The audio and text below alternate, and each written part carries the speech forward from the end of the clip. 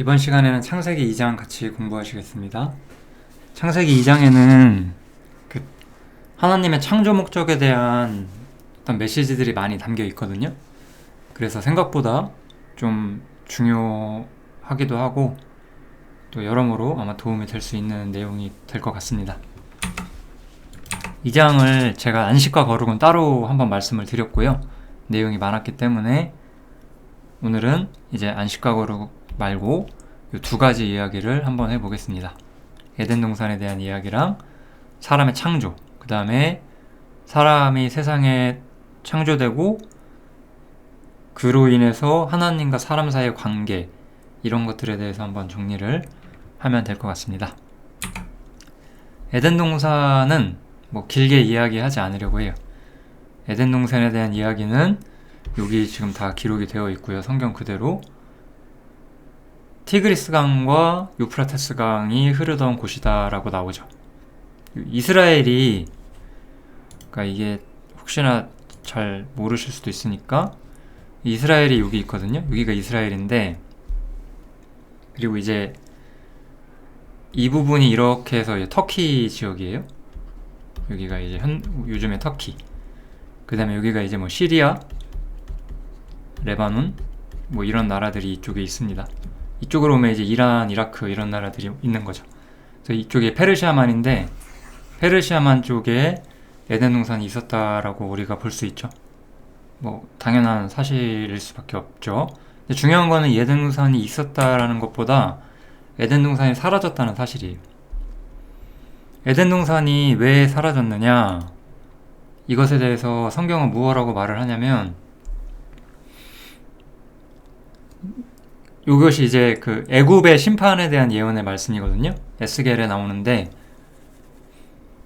내가 그로 구덩이에 내려가는 자와 함께 음부에 떨어뜨리던 때에 열국으로 그 떨어지는 소리를 인하여 진동하게 하였고, 물대임을 받은 에덴의 모든 나무 곧 레바논의 모든 뛰어나고 아름다운 나무들로 지하에서 위로를 받게 하였느니라, 이렇게 나오죠.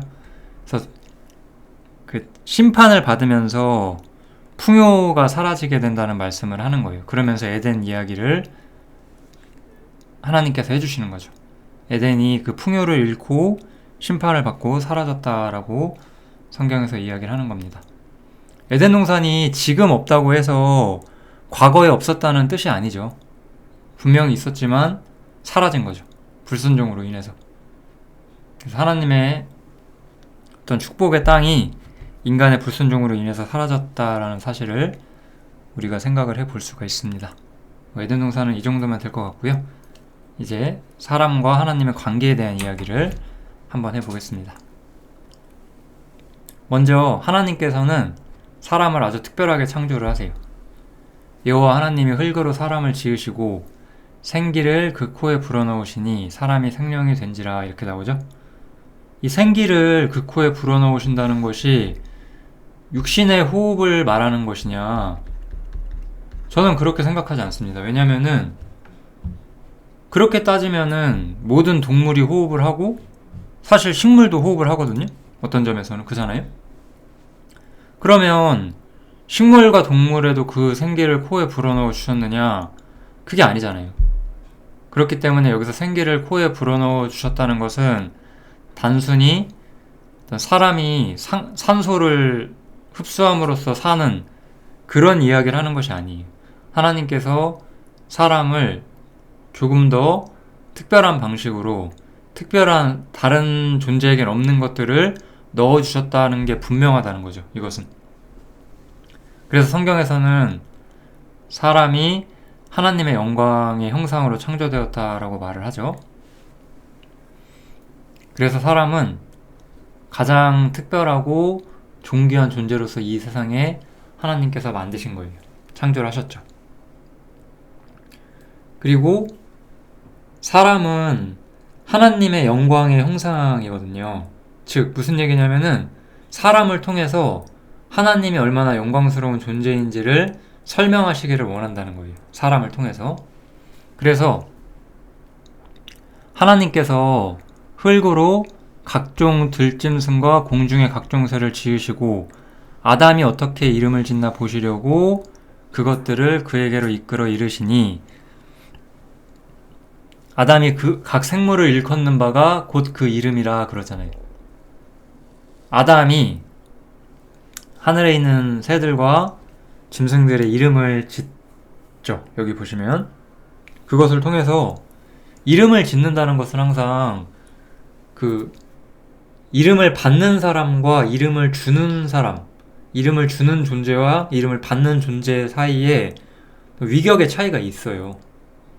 우리의 이름은 부모님께서 주시잖아요. 부모님 우리보다 높기 때문에, 그리고 우리의 근원이기 때문에 부모님께서 그렇게 우리의 이름을 주시는 거잖아요. 혹은 지극히 높은 자가 낮은 자에게 새로운 이름을 내려주기도 하죠. 우리 뭐 이렇게 고대 왕조 같은 데 보면은 그런 일들이 있죠. 예수님께서 그래서 요한의 아들 시몬, 요한의 아들 시몬에게 이름을 주세요. 게바 혹은 베드로. 베드로는 예수님에게 새로운 이름을 받은 사람이에요. 예수님이 베드로의 주인이거든요. 즉 이름을 준다는 것은 이름을 준 자에게, 이름을 받은 자에게 있어서 이름을 준 자가 주인이 되고 영광의 중심이 된다는 거죠. 이거는 사람과 하나님 사이의 위치 차이를 보여주는 것이고, 또한 사람과 동물 사이의 위치 차이를 보여주는 거예요. 그래서 하나님께서는 사람을 특별히 높게 창조하고 하나님의 형상을 쫓아서 영광스러운 존재로, 땅에 있는 모든 영광의 중심으로서 사람을 창조하셨다는 이야기를 하는 거죠. 그렇지만 그렇기 때문에 오히려 사람에게는 순종의 책임이 주어지게 되었어요. 하나님께서는 에덴 동산에 아담을 데리고 오셔서 그것을 다스리며 지키게 하셨다라고 나와요. 통치자죠, 이거는 한마디로 말해서. 모든 통치의 권세가 뭐 좀 지배권 같은 거죠. 통치권, 지배권, 이런 것들을 가지고 있었다는 거예요. 이 통치권과 지배권을 아담이 가지고 있었다라고 말을 하는 거예요. 그렇지만 그럼에도 불구하고 아담은 모든 것의 주인은 아니었어요. 왜냐하면 자신이 받은 모든 것은 하나님께로부터 온 거거든요. 그것만은 잊지 말았어야 됐어요. 그래서 순종의 책임이 주어지게 되는 거예요. 사람에게 주어진 모든 것들은 다 하나님으로부터 온 거니까. 이것을 잊은 사람들이 악한 사람이 되는 것이고 교만한 사람이 되는 거예요. 어떤 식으로든지 가네요. 그죠? 어떤 사람이 예를 들어 외모가 엄청 뛰어나다고 치면 그게 지가 그렇게 얼굴을 만든 것이 아니잖아요. 하나님께서 그렇게 태어나게 해주신 거잖아요. 어떤 사람이 많은 걸 가졌어요. 자신이 그걸 원해서 그렇게 태어난 게 아니잖아요. 하나님께서 거기서 태어나게 해주셨기 때문인 거잖아요. 모든 면에서 하다못해 생명과 호흡과 만물을 사람에게 주셨다라고 하잖아요.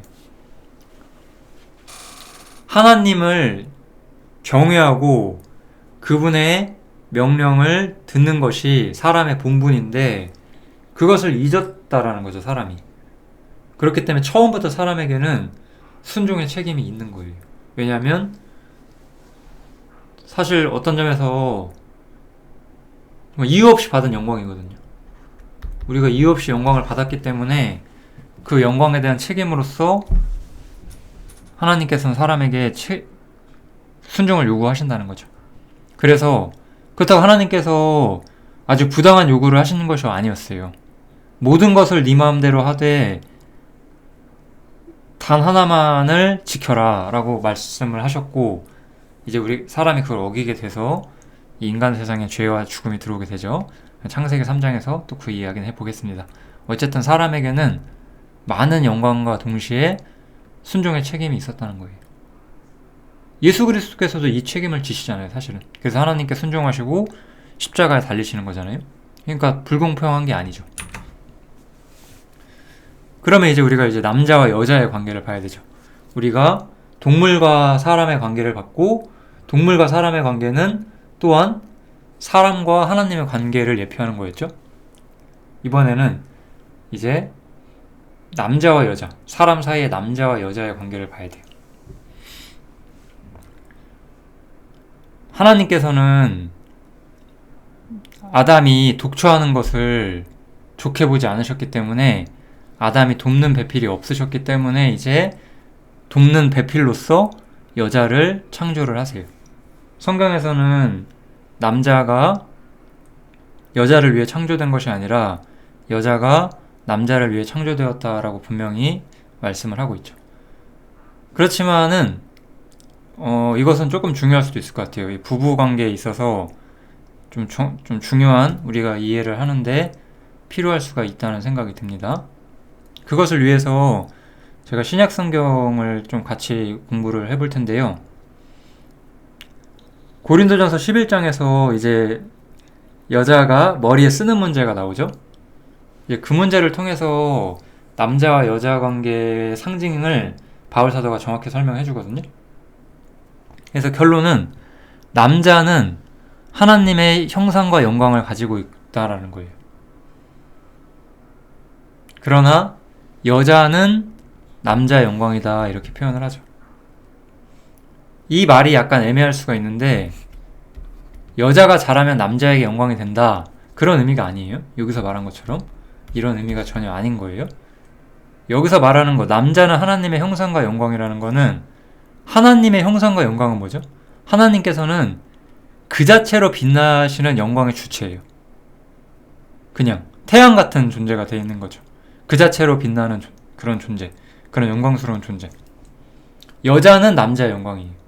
여자는 스스로가 어떤 영광을 가지고 있는 것이 아니라 남편으로부터 그 영광이 오는 거예요. 이것은 이 고대 문화에서는 상당히 자연스러운 것이라고 볼 수가 있습니다.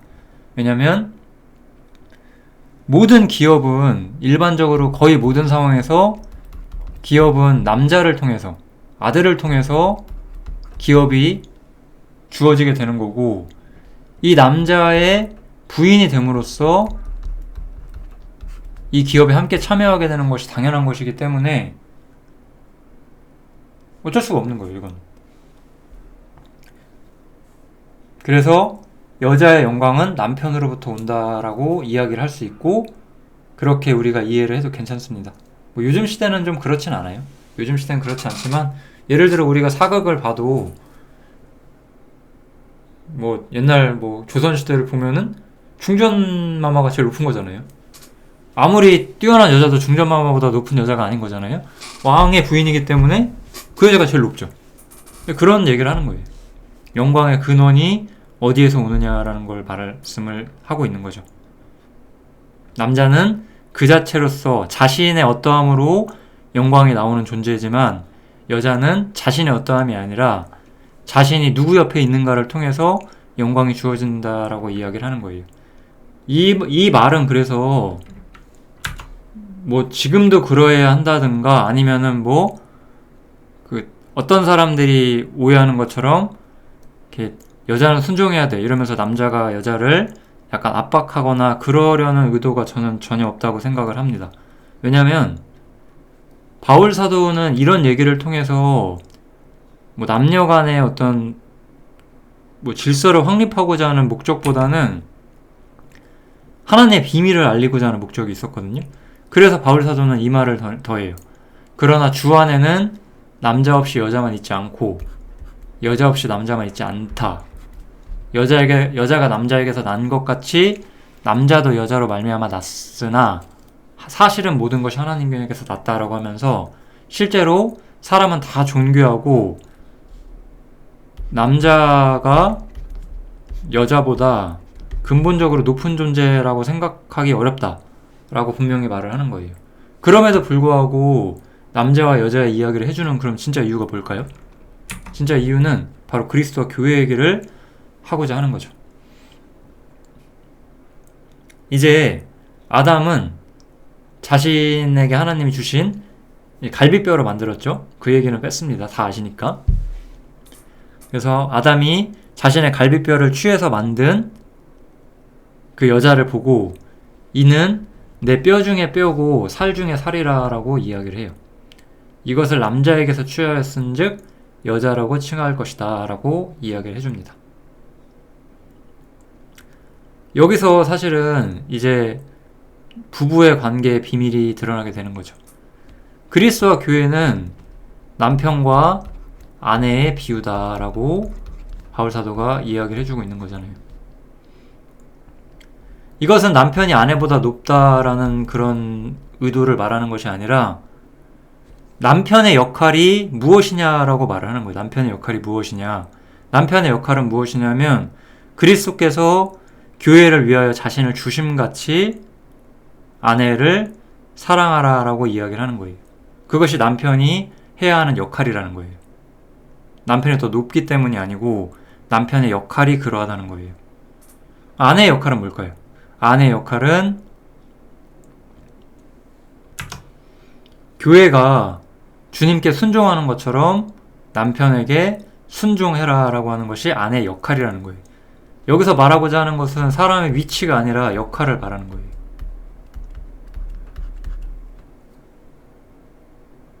우리 형제님들이 남자라고 해서 여자보다 높은 것이 아니고 더 높기 때문에 희생하는 것이 아니라 역할이 그러하기 때문에 희생하셔야 되는 거예요. 우리 자매들은, 결혼한 자매들은 내가 남편보다 낮은 자이기 때문이 아니라 내 역할이 순종이기 때문에 순종을 해야 되는 거예요. 이것은 역할을 말하는 거예요. 그것을 통해서 하나님께서는 그리스도와 교회의 관계를 남편과 아내의 관계를 통해서 보이시고자 한다는 거예요. 이 역할이라는 개념을 정확히 이해를 하시면 좋을 것 같습니다. 그러니까 우리는 때로는 이런 얘기를 안 하시는 게 좋아요. 특히 실제 부부 사이에서는 안 하셔야 돼요. 원칙적인 이야기를 하는 건 가능하지만 싸우자는 얘기가 되실 수도 있습니다. 남편이 아내한테 너 임마 나한테 순종해야지 라고 한다든가, 아내가 남편한테 야 너 왜 그리스도께서 나한테 해주시든지 안 해줘, 이런 식으로 말을 한다는 것은 싸우자는 얘기가 되겠죠. 지혜롭게 사셔야 됩니다. 이런 것들은. 이것은 역할을 말하는 거예요.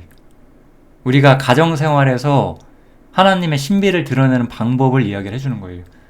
남편이 아내보다 높은 것이 아닌 거예요. 왜냐하면 남편과 아내는 다 존귀해요. 사람은 다 존귀한 거예요. 그치만 남자는 하나님의 형상과 영광이고 여자는 남자의 영광이기 때문에 그 역할, 그래서 남자는 그리스도, 그 자체로 영광스러운 존재인, 자신이 하신 사역을 통해서 영광을 얻으신 존재인 그리스도. 여자는 어때요? 여자는 자기가 무슨 일을 해서 영광을 얻은 게 아니에요. 우리가 영광을 얻는데 우리가 무슨 일을 했어요? 우리 한 일 아무것도 없어요. 예수님께서 다 하셨고 우리는 그냥 그것을 기업으로 받는 거잖아요. 우리는 그 기업에 함께 참여하는 자가 되는 거잖아요. 그게 이제 여자의 위치, 교회의 위치라는 거죠. 그거를 이야기를 해주는 겁니다. 잠깐 이제 정리를 좀 해볼게요. 그래서 이제 이 하나님, 남자, 여자, 동물, 이렇게를 우리가 볼 수가 있는데요. 하나님과, 여기 남자를 여기다 쓸게요. 남자, 그 다음에 여자, 그 다음에 동물이 이렇게 나와요. 이 영광의 주권, 통치권이 누구에게 있느냐라는 거예요.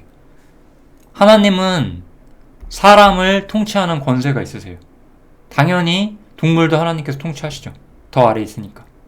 그 남자가 동물을, 여기서 말하는 건 동물을 정말 통치해서 우리가 모든 동물을 부린다는 의도가 아니죠. 그 영광의 권세가 이렇게 있다는 거예요. 그래서 그런데 여자는 뭐냐? 여자는 남자와 연합됨으로써 이 위치에 함께 참여하게 된다는 거죠. 이 여자는 참여하게 된다는 의미가 있어요. 이 여자는 태생 자체가 독특해요. 성경을 유심히 보셨으면 아마 아실 거예요. 남자 뭘로 만들었죠?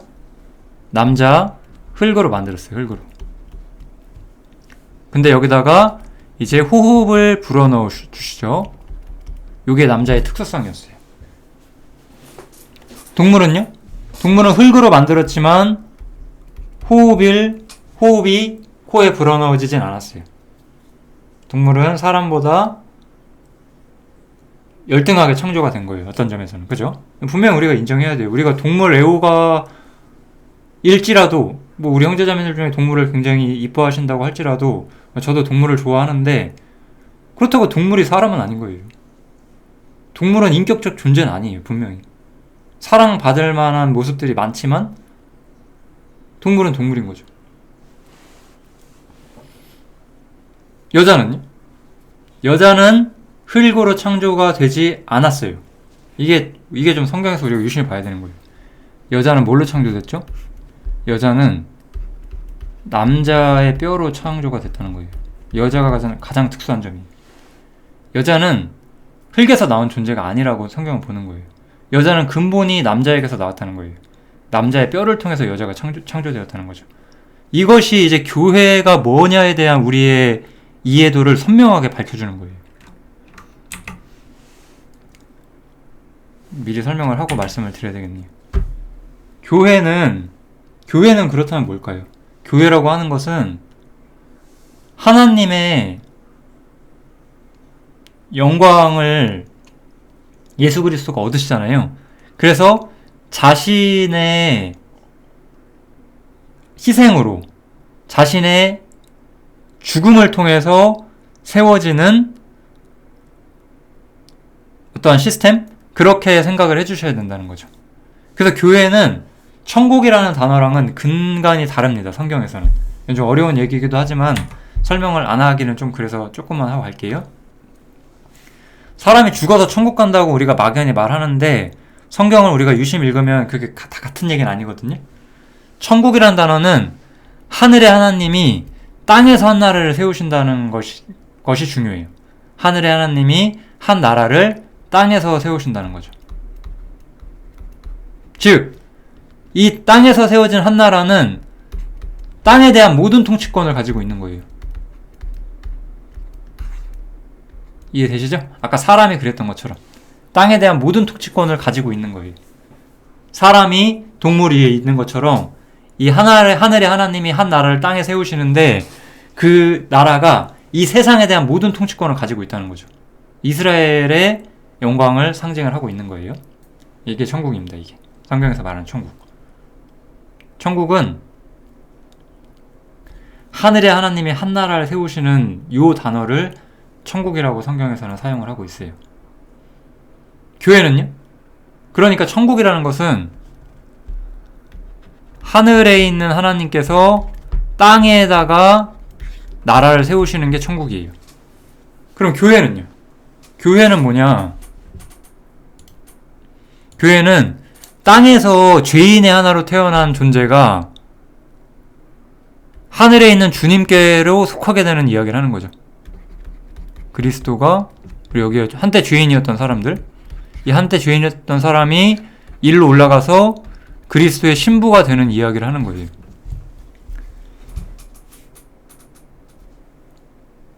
땅이 아니라 하늘에서 영광을 소유하게 되는 존재로서 예시가 되고 있죠. 그래서 교회는 하늘에 속한 모든 신령한 복을 받게 되는 거예요. 땅에 속한 것이 아니라. 천국은 땅에서 세상을 통치하는 권세를 가진 것. 교회는 그리스도의 신부로서 하늘에서 예수 그리스도가 가지신 모든 영광과 기업과 복을 함께 누리는 존재. 자신의 어떠함 때문이 아니라 자신의 창조 근원 때문에. 남자의 뼈로 만들어진 것처럼 그리스도의 희생 앞에 세워진 거이기 때문에 교회의 가치는 교회 자체가 정하는 것이 아니에요. 하나님께서 교회의 가치를, 예수님께서 교회의 가치를 그냥 정하신 거예요. 그래서 우리가 교회를 뭐라고 해요? 창세전에 예비되었다라고 말을 하는 거예요.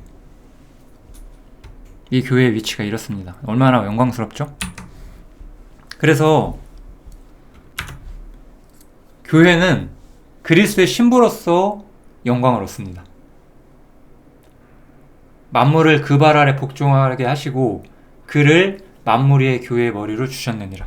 아까 우리는 사람을 통해서 봤지만 이제 이 이야기를 보면 우리는 확실하게 이 문제의 핵심을 볼 수가 있어요. 아까 동물이었던 이 모든 이야기에 진짜 주님께서 밝히시고자 하는 실체가 뭐죠? 이게 세상인 거잖아요. 여기가 그리스도시죠. 그리스도가 만물을 밟는 권세 아래 있죠. 교회는요? 교회는 여자의 자리로서 그의 몸인 거죠. 그래서 교회 또한 세상을 밟고 있는 거죠. 이게 바로 하나님 남자 여자 동물을 통해서 하나님과 그리스도, 교회, 세상 이런 것들이 어떤 관계를 가지고 있느냐를 설명하는 거예요. 우리는 세상을 밟기 위해서 하나님께서 부르신 거예요. 세상에 속해 있지 않습니다. 세상에 속하지 않은 사람처럼 살 때 우리는 교회가 가진 위치를 진정 아마 즐거워하실 수 있을 거라고 저는 생각이 듭니다. 창세기 2장도 굉장히 좀 저는 재미있는 장이라고 생각을 하는데요. 잘 묵상해 주시면 감사하겠습니다. 감사합니다.